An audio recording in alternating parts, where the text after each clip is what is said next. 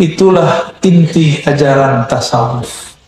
Maka al-ihsan melahirkan ilmu zuhud, ilmu tazkiyatun nafs, ilmu mengenai zikir. Ilmu ini dikumpulkan oleh ulama, namanya tasawuf. Cuma sayang hari ini orang trauma dengan nama tasawuf. Mana ada syaitan diam-diam membiarkan tasawuf berkembang? Gak mungkin. Tasawuf itu penakhluk syaitan.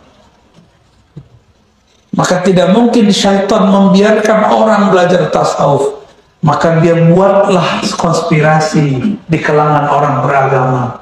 Ada orang tidak waras belajar agama, gila. Dia kata, tuh orang belajar tasawuf jadi gila. Sebenarnya orang itu sudah gila sebelum belajar tasawuf. Saya saksi kepada Allah, saya menyaksikan orang tidak waras belajar tasawuf tambah gila. Tapi kalau yang belajar seperti Pak Kiai awal, belajar tasawuf tambah terang kalbunya. Karena dia sangat waras akalnya, sangat terang jiwanya. Tapi kalau orang gelap pikirnya, dia belajar tasawuf tambah gelap juga. Bapak saudara makan Allah, jika tasawuf itu ihsan, menolak tasawuf boleh nggak? Jika tasawuf itu isinya ihsan, menolak tasawuf, menolak Rasulullah Sallallahu Alaihi.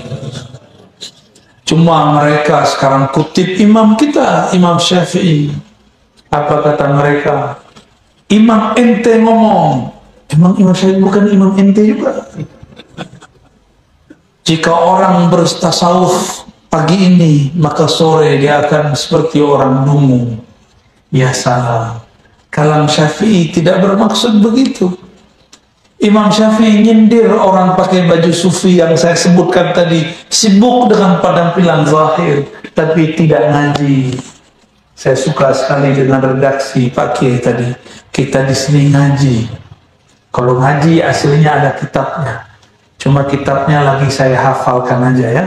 Bapak cukup dengar saya aja bacakan hadisnya. Itu hadis 2 halaman. Ada yang hafal? Hadis 2 halaman itu. Hadis pertama di Sahih Muslim. Hadis pertama di Sahih Muslim. Dari al-ihsan ini muncullah ilmu tasawuf. Dari tasawuf muncullah namanya thariqah. Dari thariqah adalah mursyid, adalah murid, adalah cara zikir, adalah cara suluk, adalah cara kita berubudiyah kepada Allah supaya kalbu lebih terkoneksi kepadanya. Jika fikih merasa dipandang zahir kita, sedangkan iman merasa memandang dengan akal kita, sedangkan ihsan merasa memandang dengan ruh, dari kalbu masuk ke dalam ruh.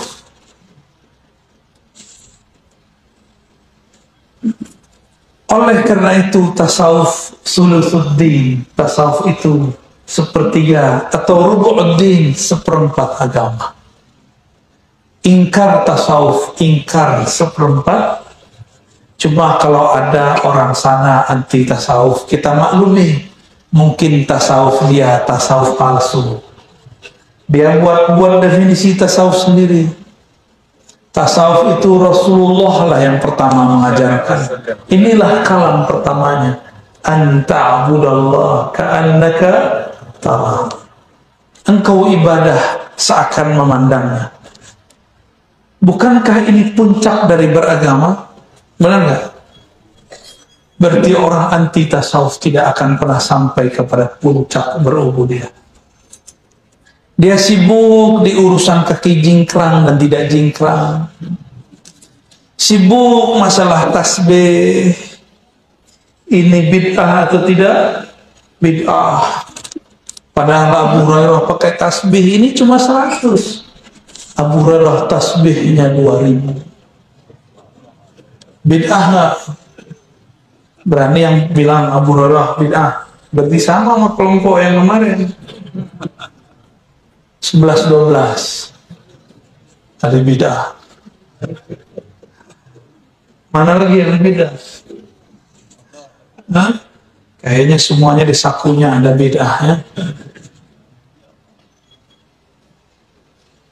Ini itu cuma alat, bukan maksud. Al-maksud ya zikrullah. Maksud itu zikir, bukan di sini. Ini itu cuma alat. Gak pakai ini pun kita zikir. Imam Salafus Saleh Sayyidina Al-Hasan Al-Basri wafat tahun 110 Hijriah. Disaksikan oleh muridnya Habib Al-Ujaimi. Apa kata Habib Al-Ujaimi? Aku melihat guruku Hasan Al-Basri menggunakan tasbih. Padahal dia sahibul karamat, sahibul muraqabat. Beliau ahli ihsan, banyak karamahnya, murid-muridnya dari macam-macam negara. Kami bertanya, wahai Tuan Guru, engkau sudah menjadi ulama hebat, wali tersohor. Kenapa masih menggunakan tasbih? Apa jawaban beliau? Wahai Ananda muridku, dulu kami mendapatkan muraqabah dengan pakai ini. Maka setelah dapat muraqabah ini pun tidak kami tinggal. Disitulah kemudian Al-Hasan Al-Basri memberikan tasbihnya kepada Al-Ujaimi. Al-Ujaimi memberikan kepada Daud At-Tai. Daud At-Tai memberikan kepada Ma'ruf Al-Kharqi. Ma'ruf Al-Kharqi memberikan kepada Saris Sakti. Saris Sakti memberikan kepada Junaid Al-Baghdadi. Junaid Al-Baghdadi punya murid banyak sekali. Ada Shibli, ada Hallaj, ada imam kita dalam akidah Abul Hasan Al-Asy'ari. Makanya akidah yang paling pas untuk orang-orang yang ingin wusul kepada Allah, akidah Asy'ariyah. Kenapa? Beliau telah menyampaikan kaidah-kaidah akidah yang sesuai dengan salafus saleh. Lalu orang ini bertanya lagi, mata sa'ah, kapan terjadi kiamat? Nah, karena ilmu ini sekarang lagi ramai, ilmu cucokologi. Apa jawaban Nabi? Mal mas'ul anha bi'a'lama minas sa'il. Tidaklah yang ditanya lebih mengerti daripada yang bertanya. Kita sama-sama tidak tahu rahasia kapan terjadi kiamat. Kiamat dalam bahasa Arab disebut sa'ah. Sa'ah artinya time, waktu. Kapan waktu terjadi kerusakan alam semesta terjadi? Jawaban Nabi, aku yang engkau tanya tidak lebih tahu daripada engkau yang bertanya. Rasulullah itu sebenarnya lebih tahu daripada yang bertanya. Yang lebih alim Nabi Muhammad atau Jibril? Lebih mulia Nabi Muhammad atau Jibril? Tahu dari mana? Terbid'ah lagi. Mana dalil? Gak usah pakai dalil macam-macam. Waktu Mi'raj, siapa yang tembus ke aras? Jibril tidak dapat izin menembus arasnya. Berarti yang lebih tinggi siapa? Jadi Nabi ngomong begini bukan berarti Nabi tidak tahu. Nabi belum dikasih tahu. Jibril pun tidak dikasih tahu. Tapi Sayyidina Jibril mengatakan, ya sudah, akhbirna Fatihah. Ciri-cirinya apa? Dikejar terus oleh Sayyidina Jibril. Dijawab oleh Nabi dengan ciri-ciri terjadi sebelum kiamat. Disebut dengan alamat sughra. Antalidal amatu rabbataha. Ketika seorang tuan terlahir, ya, seorang ibu melahirkan tuannya. Antalidal amah ibu atau budak perempuan melahirkan rabbataha, tuannya. Dulu kalau ada budak perempuan digauli oleh suami, oleh tuannya, lahir anak, anaknya menjadi tuannya. Itu dulu. Kalau sekarang lain, anak-anak sekarang semena-mena kepada ibunya. Itulah antalidal amatu rabbataha. Lalu yang kedua apa? Wa antara al-huffata al-urata alata. Engkau melihat ada orang-orang yang miskin, kismin, atau kismin, miskin 101%. Ra'il ghanam kerjanya, itu menunjukkan strata paling biasa di Arab. Dia pengembala domba. Kerjanya itu. Ya tatawaluna fil bunyan. Dia nyeker, tapi bisa bolak-balik masuk bunyan, gedong. Sekarang kita sebut mall. Sekarang mall itu ada di handphone, ya. Bener gak? Ada namanya mall apa gitu ya. Banyak tuh yang antum sebut tuh jadi iklan tuh. Nabi mengabarkan di hadis yang lain, nanti di akhir zaman pasar-pasar sepi. Kenapa sepi? Sekarang sudah mulai sepi. Karena semua orang punya pasar sendiri. Maka bagi para pedagang, jangan masuk buat gedung yang tinggi-tinggi. Buatlah ruang yang bagus-bagus di handphone, ya. Itu baru cuma ciri-ciri kiamat. Berdasarkan ini muncullah ilmu, namanya ilmu akhir zaman. Kaedahnya dua. Satu, tidak boleh tebak-tebakan. Yang kedua, hanya Allah yang tahu kapan terjadi. Tapi kalau sekarang orang mulai tebak-tebakan gimana? Berarti ilmunya tentang akhir zaman salah, keliru. Yang maksa-maksa tahun sekian akan muncul Mahdi berdibaiat di Mekah. Sekarang dia sudah keluar-keluar di YouTube. Masa Mahdi ngomong-ngomong di YouTube? Ketemu Yahudi, digorok sama Yahudi. Jangankan Mahdi, intelijen, orang intel, pangkat kolonel, punya rahasia negara, diburu. Apalagi intel langit bernama Al-Mahdi, pasti diburu. Gak mungkin Al-Mahdi kowar-kowar di YouTube. Ngaku-ngaku jadi Satrio Penenget, ya. Satrio Penenget udah ada dulu, 8 orang mungkin lebih, ya. Itu Mas Satrio Penenget. Ngaku-ngaku menjadi Ratu Adil, ngaku-ngaku jadi Al-Mahdi. Dan itu ternyata banyak di Indonesia. Saya didatangi beberapa mereka. Saya kaget juga. Itu Al-Mahdi. Modal cuma jidat lebar, hidung mancung sedikit. Lebih mancung Pak Kiai kita. Tapi dia dengan tawadhu langsung mengatakan, ana lastu minal habaib. Saya bukan habaib. Padahal hidungnya meyakinkan sekali itu. Jidatnya juga lebar, tapi tidak ngaku Al-Mahdi. Alhamdulillah. Banyak hari ini yang ngaku. Saya lihat ternyata orang mulai stres.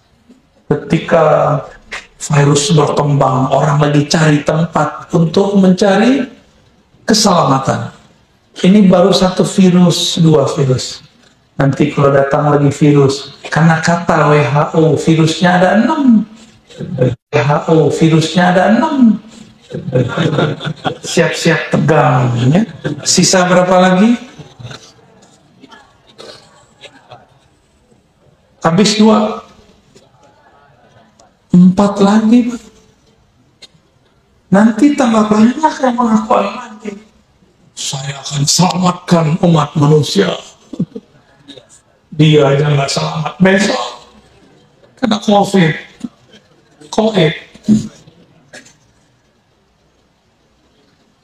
Nanti 2026, 2027, 2008 di puncak-puncak orang akan banyak mengaku dirinya Al-Mahdi. Siap-siap untuk menolaknya, ya.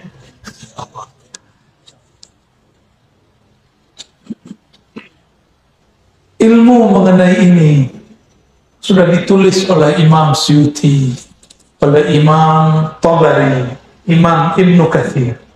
Insya Allah kalau umur panjang nanti kita buat pembahasan man huwal mahdi.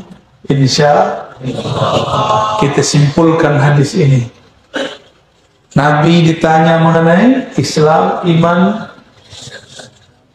ihsan, kiamat. Kesimpulannya ada pada kalam Nabi. Nabi tanya Umar, Umar nih paling serius ngeliat orang, liatin siapa ini orang.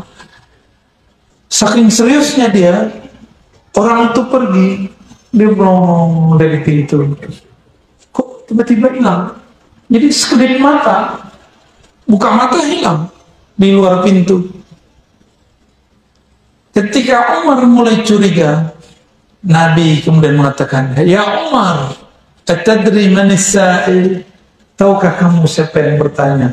Akhirnya Umar tidak jadi berpikir aneh-aneh. Cukup dia katakan, Allah dan Rasulnya saja yang tahu. Ini adab. Ini adab kalau di hadapan guru. Tidak boleh sok alim di depan guru. Kecuali lagi ujian. Umar bukan lagi diuji. Umar lagi dialihkan Rasulullah. Apa kata Nabi? Zalika Jibril. Itu adalah Jibril kawanku. Ja'akum liyu'allimakum dinakum. Inilah kesimpulannya. Datang kepada kalian mengajarkan din kalian. Apa arti din? Agama. Dulu orang Melayu lama sebut ugama. Ya. Agama berarti ada 4 pilarnya. Seperempat pada fikih muncullah mazhab al-Islam. Maka ketika orang ingin al-Islam, berfikih, wajib bermazhab. Masjid Syekhul Islam, mazhabnya apa? Yakin? Serius? Alhamdulillah, nyambung kepada Rasulullah. Yang kedua, akidah. Akidah di sini akidah apa? Ahlussunnah, riwayat Imam Asy'ari. Riwayat, harus ada periwayatnya, nggak boleh langsung bilang kalam Allah, kalam Rasul. Kita kan nggak ketemu dengan Rasul. Dan yang ketiga, bertasawuf nggak? Bertasawuf, zikirnya ada tekniknya nggak? Ada, itu namanya thariqah. Thariqah itu jalan, jangan lama-lama di jalan. Ujung jalan adalah hakikat. Hakikat itu artinya ilmu yang mengantarkan kepada yakin. Yakin kalau sempurna namanya ma'rifat. Itulah ma'rifat, engkau memandang dalam salatmu, tapi tiadalah engkau memandang kecuali dialah yang memberikan pandangannya. Jadi ma'rifat itulah al-ihsan. Kalau boleh kita terjemah al-ihsan ma'rifatullah. Ihsan itu adalah ma'rifatullah. Ulama kita dulu mengatakan awwaluddin ma'rifatullah. Dan seperempat terakhir, jika ingin sempurna agama, harus mengerti ahwal akhir zaman. Akhir zaman ini akan banyak yang mengaku dirinya kelompok Al-Badar. Al-Badar ditandai dengan gerakan 313 wali-wali kutub. Nanti akan banyak tuh tentara Al-Badar. Al-Badar akan banyak nanti. Hati-hati, ini semua ada yang asli, ada yang tidak asli. Akan ada yang ngaku wali, dia bukan wali. Dia ngaku Mahdi, ternyata dia Dajjal. Ini zamannya. Maka jangan hanya berhenti pada ilmu thariqah, harus mulai belajar ilmu akhir zaman. Saya pun baru paham 2 tahun ini ketika diberi Allah hadiah corona. Maka saya bersyukur ada corona, karena saya mengerti ilmu ma'rifat akhir zaman. Inilah awalnya. Ya, kalau Bapak Ibu umur panjang akan paham apa yang saya maksud.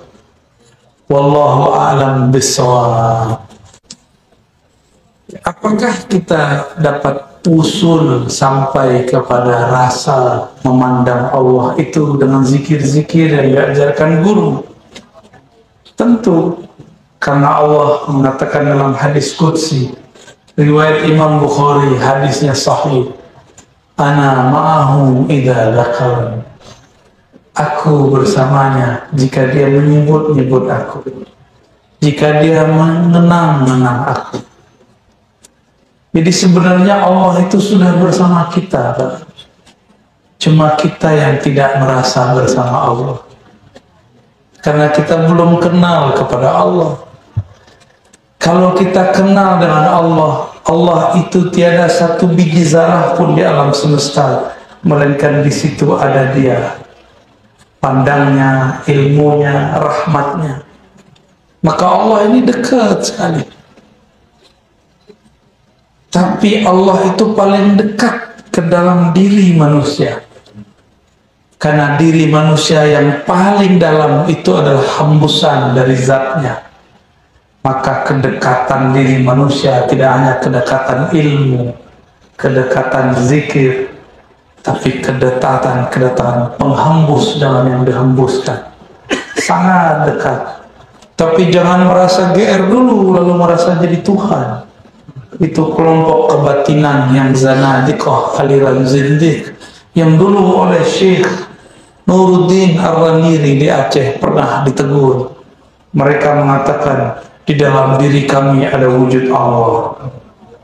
Kelompok ini ditegur oleh Syekh Nuruddin Ar-Raniri. Dia seorang mursyid Thariqat Qadiriyah, guru dari Yusuf Al-Makassari.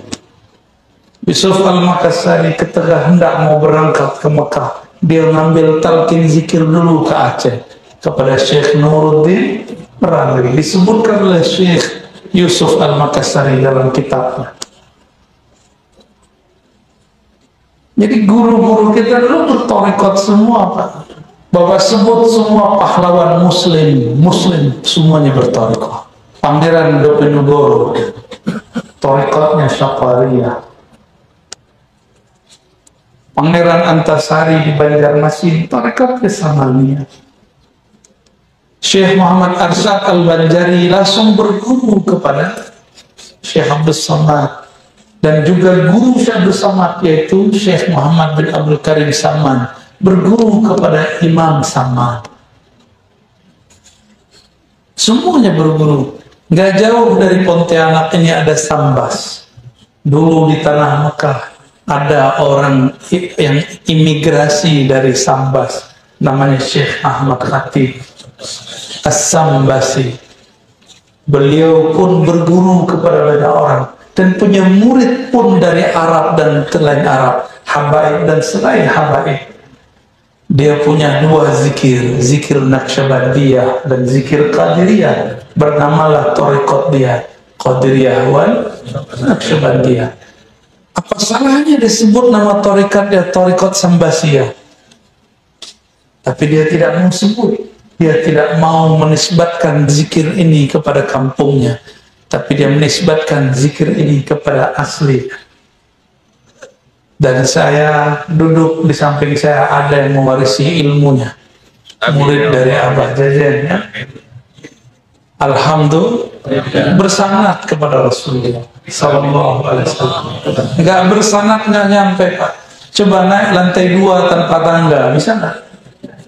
Imam Sufyan Ats-Tsauri ahli hadis mengatakan, engkau jika ingin naik lantai 2 tanpa tangga, itulah yang disebut orang ingin belajar hadis Nabi tidak pakai guru, ingin usul kepada Allah tapi tidak bertorikot, itu namanya halu.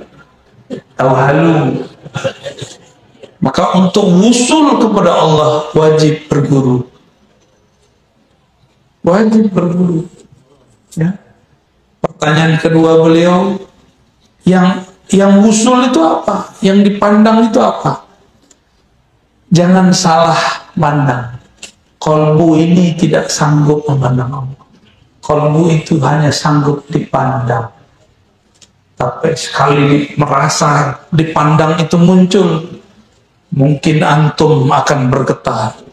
Baru sebut namanya, Jika terkoneksi kolbu dengan yang punya nama, wajilat qulubuhum, bergetarlah kolbu.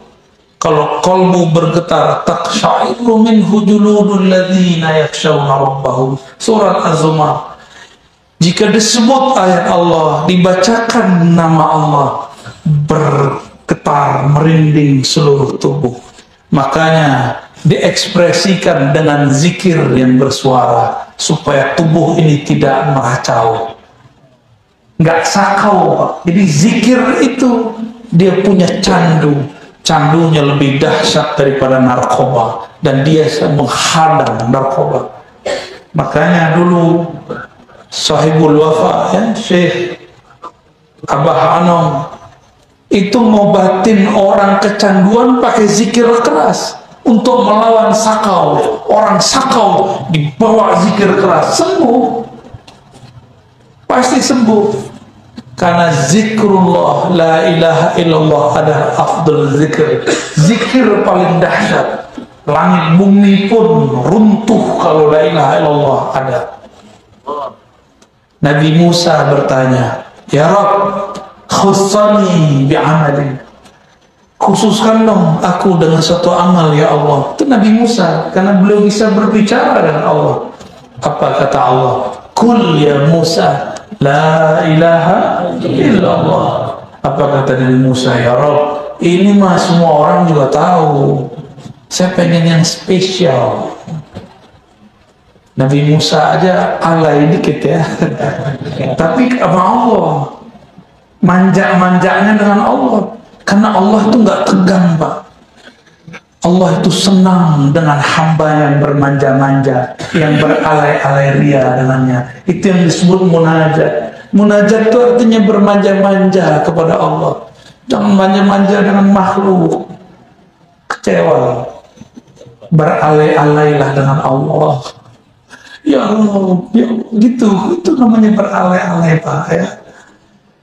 Lalu Nabi Musa mengatakan, ditegur oleh Allah, wahai Musa, kamu lihatlah hakikat kalimat ini. Lalu timbanglah dengan langit dan bumi. Apa yang terjadi? Diperjalankanlah Sayyidina Musa ke masa kiamat. Di saat itu ada orang yang dihisab. Ketika dihisab tiada amal baiknya, maka malaikat pengazab pun menyeret dia. Sudah hampir di depan neraka. Allah berkalam, tunggu, engkau belum timbang kolbunya. Bedahlah jantungnya, bukalah kolbunya. Apakah ada namaku di dalamnya? Malaikat pun tidak tahu jika kolbu menyebut nama.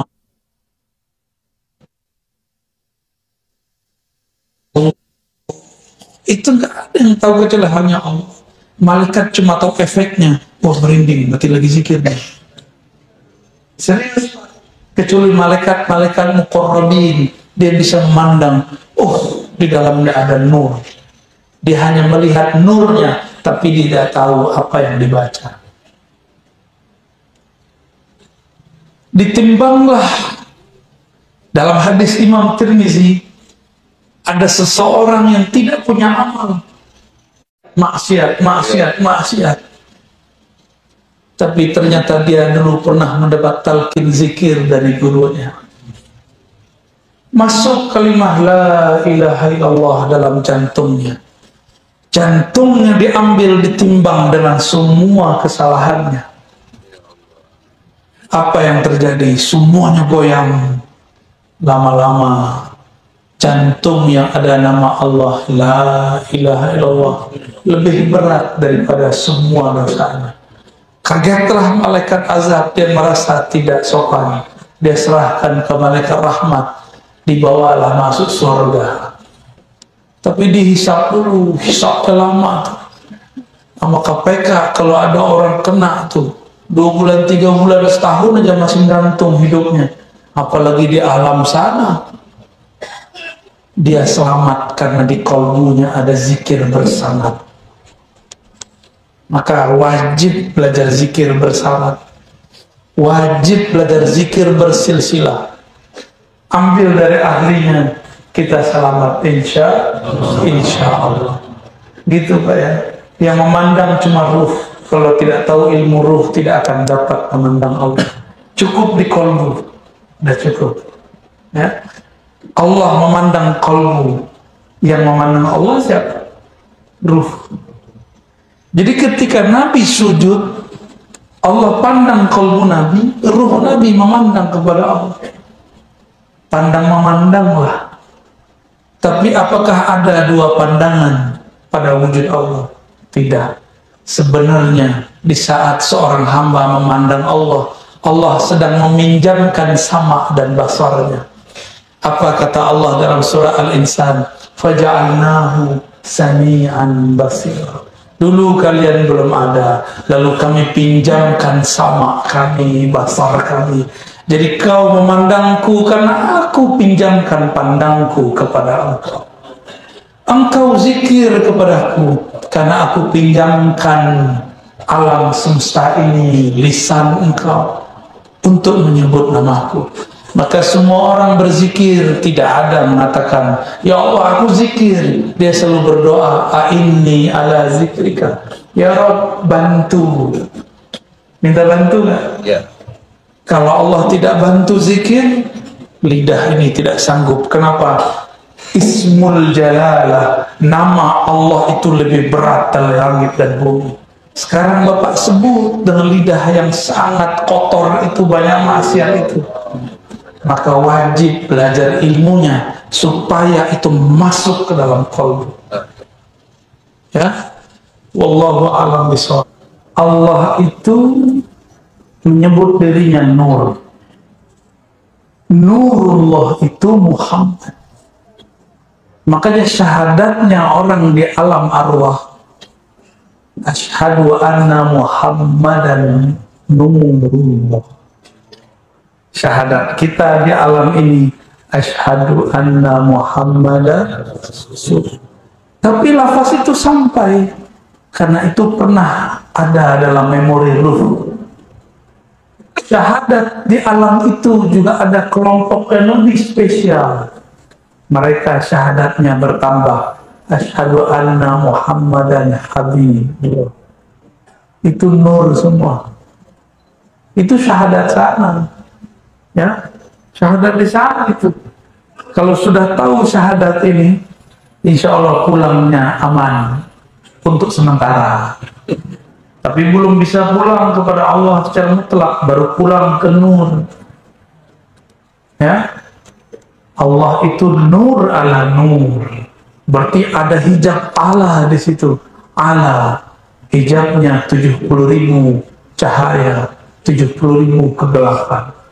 Disebutkan dalam kitab Jami' Usul Awliya Al-Imam Al-Arif Billah Ahmad Al-Muskhanawi Al-Naqsyabandi Al-Qadri Al-Shazali, ahli hadis, di akhir kitab yang mengatakan Allah itu menghijab dirinya dengan 70.000 cahaya dan 70.000 kegelapan. Jadi hati-hati, jangan-jangan nur itu disimpan dalam kegelapan. Jangan-jangan ada orang yang gelap tapi dia bergaya cahaya. Tapi jika dia bisa bercahaya, dalamnya bercahaya, itulah nurun ala nur. Nur itulah yang disebutkan dalam surat An-Nur ayat 35. Allahu nurus samawati wal ardh. Allah lah cahaya langit dan bumi. Langit dan bumi ini cahayanya dari Allah. Apa kata Allah kepada Nabi Adam? Hai Adam, kalau bukan karena Muhammad aku tidak ciptakan engkau. Allah sama aja lagi ngomong, hai makhluk langit, hai makhluk bumi. Makhluk langit sujud kepada Adam, makhluk bumi menjadi keturunan Adam. Maka kalam Allah ini kepada Nabi Adam itu sama dengan kalam kepada penduduk langit dan bumi. Karena penduduk langit sujud kepada Adam. Laula Muhammad ma khalaqtuka. Hadis Imam Hakim, hadis sahih. Kalau bukan karena Muhammad aku tidak ciptakan engkau. Itulah nur Nur Muhammad sallallahu alaihi berarti sang Muhammad sudah ada nurnya sebelum tubuh Adam. Maka Nabi ditanya, mata wajabat lakan nubuwah, hadis Imam Tirmizi, hadisnya juga sahih. Kapan engkau ditetapkan jadi Nabi? Bukan umur 25, bukan umur 40, itu pelajaran yang keliru. Tapi masih ada di buku-buku sekolah. Kita sudah tegur lama, tapi nggak ada yang hiraukan. Kita sampaikan di majelis maulid ini dan di majelis pengajian ini. Ya, maulid malam tadi saya sampaikan. Pengajian pagi ini pun saya sampaikan. Nabi mengatakan, aku jadi Nabi. Adam masih ma'in watin, masih air dan tanah. Masih belum dicipta. Aku sudah ada. Jadi Nabi Adam belum dicipta. Berarti Nabi pertama siapa?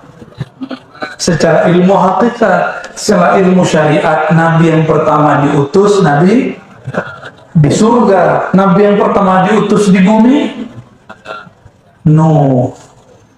Nabi Adam tuh Nabi surga. Turun ke bumi.